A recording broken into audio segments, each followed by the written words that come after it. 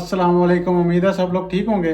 तो आज मैं आपकी खिदमत में पेश नज़र हुआ हूँ फिनलैंड के शेयर्ड अपार्टमेंट जो कि स्टूडेंट्स के लिए होते हैं, उनका कितना एक्सपेंस होता है, कितना रेंट होता है, plus apartment overview, plus Finland में एक स्टूडेंट का मंथली एक्सपेंस कितना है, लाइक ग्रॉसरीज एक्सपेंस। ओके, तो लेट्स स्टार्ट। सबसे पहले फिनलैंड में आपको जो भी अपार्टमेंट मिलेगा उसका विंटर में बाहर से कुछ ऐसा सीन होता है, मतलब हर तरफ स्नो ही स्नो नज़र आएगी। उसके बाद कोई भी स्टूडेंट जब किसी भी अपार्टमेंट के लिए अप्लाई करता है तो डेफिनेटली उस अपार्टमेंट का कोई नंबर होता है।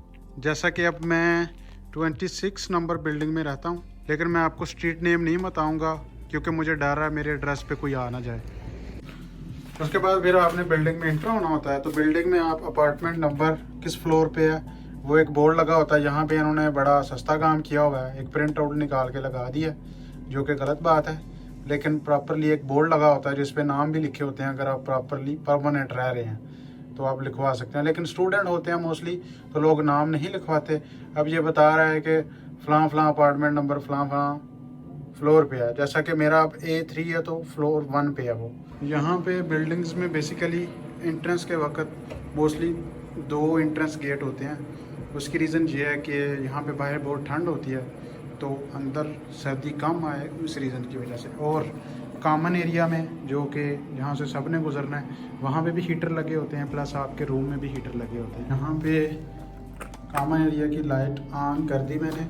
तो कॉमन एरिया की लाइट का ये सीन होता है कि यहाँ पर जो है ना लाइट ऑटोमेटिकली बंद हो जाती है ताकि मैक्सिमम एनर्जी सेव की जा सके। सही है। अब ये मेरा अपार्टमेंट है, अपार्टमेंट नंबर 3। तो अब इसको अनलॉक करते हैं। मैंने कोई नाम नहीं लिखा होगा।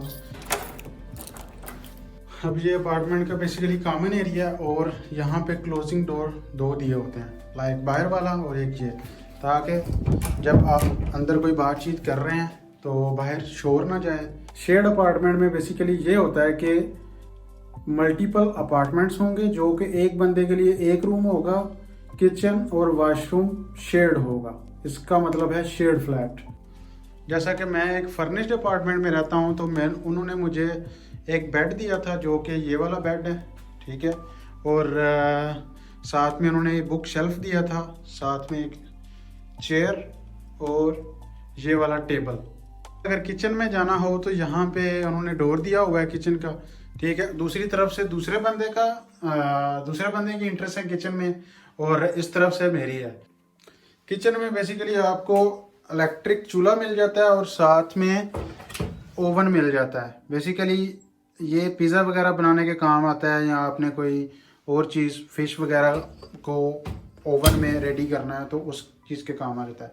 बाकी ये शेल्फ्स वगैरह बने होते हैं, कबर्ड्स बनी होती हैं, ठीक है, जिसमें आप बर्तन वगैरह रख सकते हैं। और ये बेसिकली कॉमन एरिया है, सही है। तो जब आप यहाँ पे आएंगे तो आपने जो आपके साथ टीनेट रहता है उसके साथ एग्री करना है कि ये वाला शेल्फ मेरा है, ये तुम्हारा है, और मैं यहाँ पे कटिंग करूँगा, तुम यहाँ पे कटिंग करना, सही है। तो यहाँ पे फिर ये अक्सर दिए होते हैं, ठीक है। बेसिकली ये सब्ज़ी वगैरह काटने के काम आते हैं, आपने चिकन वगैरह के पीसेस करने हैं, लाइक कटिंग बोर्ड है, ठीक है।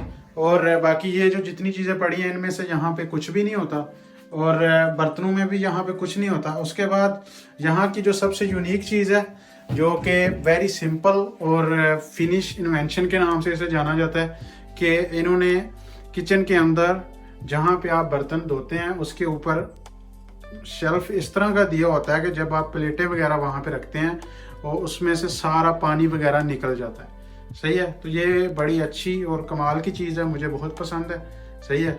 और उसके बाद जहाँ पे आप बर्तन धोते हैं मोस्टली उसी के नीचे गार्बेज प्लेस होती है, सही है। अब यहाँ पे गार्बेज वाला एक बड़ा कंसेप्ट है, इस पे आपसे डिटेल से बात करेंगे कि ये सेपरेट सेक्शन क्यों है, ये चीज़ें अलग-अलग क्यों पड़ी हैं। वैसे मैं दूसरे सिटी में रहा था तो वहाँ पे ऐसा था कि शेयर्ड अपार्टमेंट में 3 लोग रहते थे तो हर एक का सेपरेट फ्रिज था, लेकिन अब यहाँ की कंपनी का और सीन है, तो इन्होंने ये छोटी सी फ्रिज 2 बंदों के लिए दी हुई है और इसके अंदर फ्रीज़र भी नहीं है, सही है, जो कि बहुत और इंतहाई गलत बात है। और इसी वजह से मैंने वो जो फ्रीज़र पड़ा है मैंने खुद से अरेंज किया था।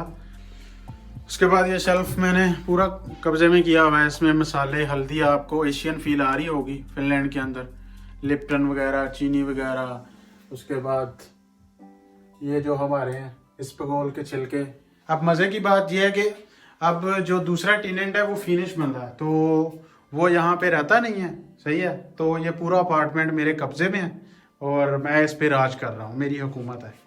जो फर्निश्ड अपार्टमेंट होते हैं उनमें मोस्टली ये लाइट लगी होती है, लेकिन जो अनफर्निश्ड अपार्टमेंट होते हैं, जैसा कि योनसू में जहाँ पे मैं गया था वहाँ पे लगी हुई थी। अगर ना लगी हो तो वो आपने अपनी खुद से लगानी होती है, और मोस्टली जगहों पे लोग जाते हुए उतार के ले जाते हैं। आई डोंट नो इसकी क्या रीज़न है। उसके बाद आपको लेके चलते हैं वॉशरूम में। तो वॉशरूम कुछ ऐसा दिखता है यहाँ का, सही है। और ये कॉमन होता है, लाइक शेड अपार्टमेंट है तो इसलिए।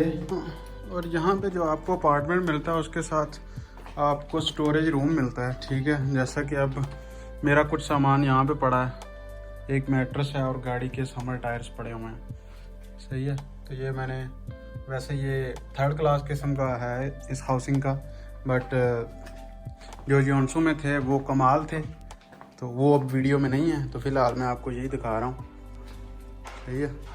अपार्टमेंट के साथ ऐसी स्टोरेज मिल जाती है।